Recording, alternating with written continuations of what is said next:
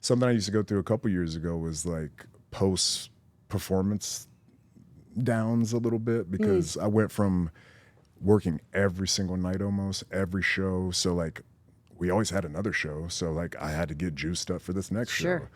But then once everything changed, pandemic, all of that, and then the contract started getting restructured and the dates became less, and I would do a big date and then I would be home for, you know, like a month with no like crazy stimulus, no dopamine, no adrenaline rush, no pop.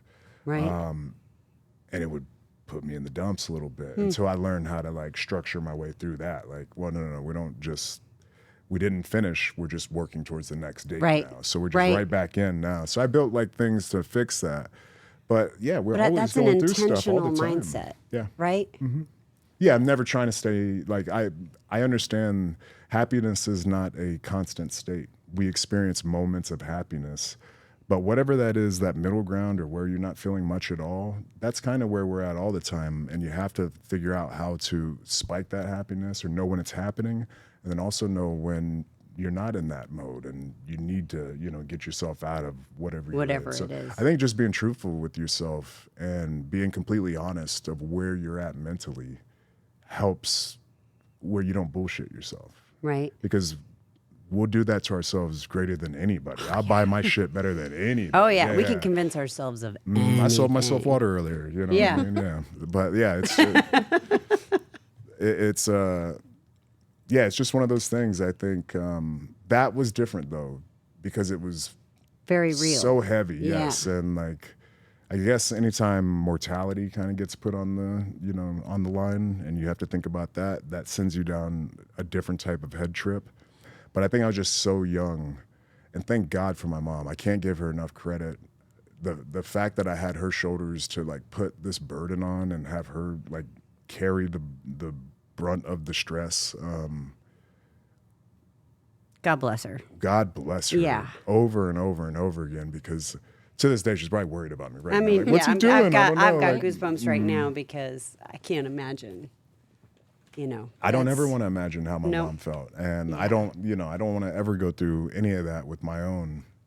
But thank God I had her. Thank God I had all of my family, all of them, because like Calvin said, it was my mom, it was my sisters, it was God just gluing it all together to make sure that this safety net that was surrounding me there was no holes in it. They weren't gonna let me slip through. So that was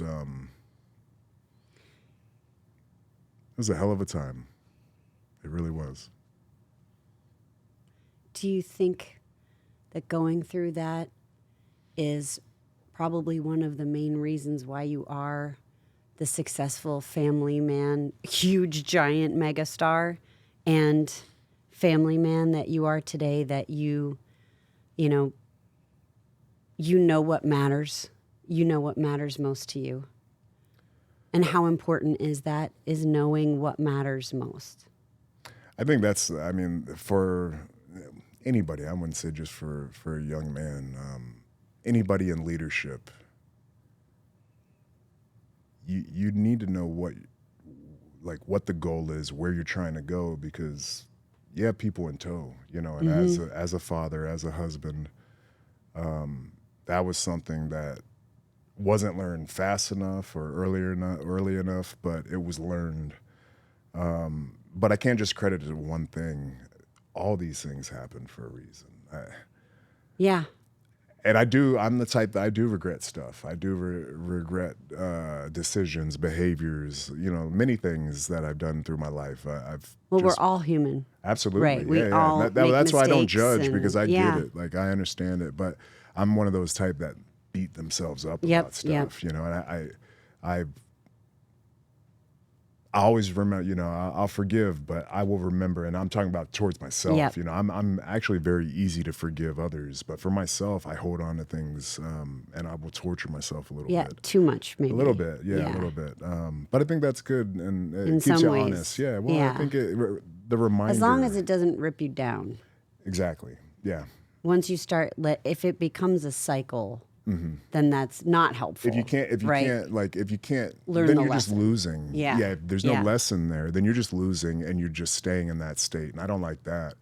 But if I can learn from the mistake, I don't like saying, "Oh, I had to make that Maybe mistake." you'll make enough mistakes that it'll be like reps and you can just learn the lesson and not have to dwell on it so much that it hurts you. Well, and then I also, what irritates me is you could have learned that from the guy in front of you. You know what I mean? Like Sometimes it's you an old can. football thing. Yeah. Like when I'm on the cans and we're doing our walkthroughs, that's how I learned how to play football was watch the guy in front of you. Mm-hmm. And I've been blessed with that opportunity to watch many great men in front of me. And then I still touch the hot stove. You know what I mean? So Yeah, it's just but one you're of those gonna. things. I know. Just give me a little bit of what There goes were on. probably The a lot of internal struggle examples here, that you know? maybe weren't the best also. So, Sure. there's many that's paths. the other many side too, is paths, like yeah. knowing that's a great example of knowledge and Learning what intellect. not to do. Exactly. Yeah. Like seeing mistakes and identifying those as others' mistakes and not repeating that. So it is what it is. But it's all a part of that process. Like you said, it's all a learning process. And as long as you are learning from it, you can get knowledge from anywhere. That's right. You can become better in any capacity, as long as you're just willing to review God's tape a little bit. You know, watch your back and think about it. And I wouldn't want somebody to treat me like that. Right. Maybe I shouldn't do stuff like that. Simple stuff. It You could be learn. anything. Yeah. Kindness matters.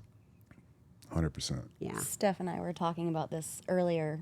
You probably do not remember, but when I started with WWE, I was working in talent relations.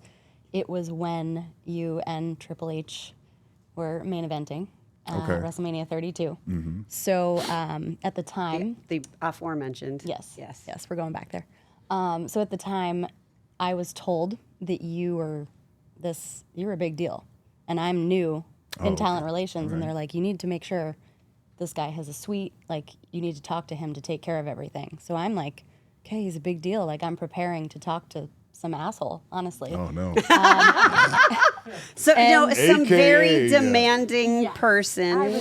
Yes. And Yes. the What were these point things is- I demanded? I don't even remember. Yeah, I don't No, think I was demanding that's just anything the way back it in was the set up, yeah. Sorry, my point was you were not that at all. And just talking about being kind and true to who you were. What year was this? I think I know who was talking to me. Yes, you do. Yes, you I do. Yep. But so like just the simple, I was set up poorly, but you were so kind, and I'm like, okay, this guy's a huge deal, and he's just talking about feeding his family and making sure they're all set up with tickets, and I remember that because I'm expecting someone who's A monster to come by, yeah.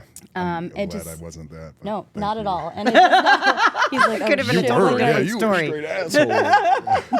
fun time to So bring glad it you've up. learned. Yeah. That was You didn't not have one to of deal with your me last mistakes. Mania, huh? No, 10 years ago, though. Vegas is different than Dallas now, yeah. A lot of Samoans in Vegas now. I've since That left. suite needs Yeah, to grow. yeah. You don't want to be in that department either. Nope. Trying to relate to talent is one of the hardest things to do. It really is. That's not an easy job. But probably who's giving you directions wasn't very good at it. Yeah, anyways. maybe not the best. That's Nothing, okay though. But But I'm glad I wasn't an asshole. No, Yeah, that would've no, been and that's why I embarrassing. was like, all right, I wouldn't have a let good her tell guy. that Just story. put on do another little Georgia Tech interview. Well, you lost all those great qualities from Tech. Yeah, this guy told me no. yeah. But yeah, I just Those football guys are liars because he's an asshole. Yeah. play the third tape.